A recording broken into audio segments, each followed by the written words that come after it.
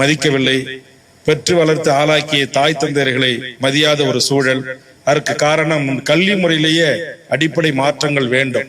இன்றைக்கு கல்வி முறையில் பெற்றோர்களை வணங்குது, பெரியோர்களை வணங்குது, இது எல்லாம் இன்னைக்கு கொஞ்சம் கொஞ்சமா மறைந்து போகிறது. இன்னைக்கு கண்ட கண்ட படத்தை பாக்குறான், கண்ட கண்ட சினிமாவில் வர்ற காட்சிகளை பாக்குறான், டிக்டாக்ன்றான், அப்புறம் வாட்ஸ்அப்ல போதே கண்ட கண்ட கர்மாந்திரம்லாம் வருது.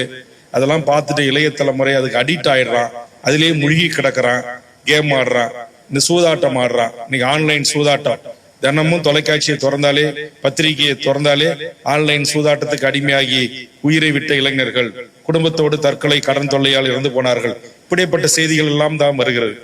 ஆக இந்த சமூகத்தில் நடக்கிற இந்த தவறுகளை, இந்த தீங்குகளை சுட்டி காட்டி ஆளுகின்ற அரசிடம், ஆளுகின்ற முதலமைச்சர், அமைச்சர் பெருமக்களிடம், அல்லது ஒன்றியத்தை இந்தியாவை ஆண்டு கொண்டிருக்கிற மோடி உள்ளிட்ட அமைச்சர் பெருமக்களிடம் நாம் வேண்டுவது, மக்களை நல்வயப்படுத்தணும்.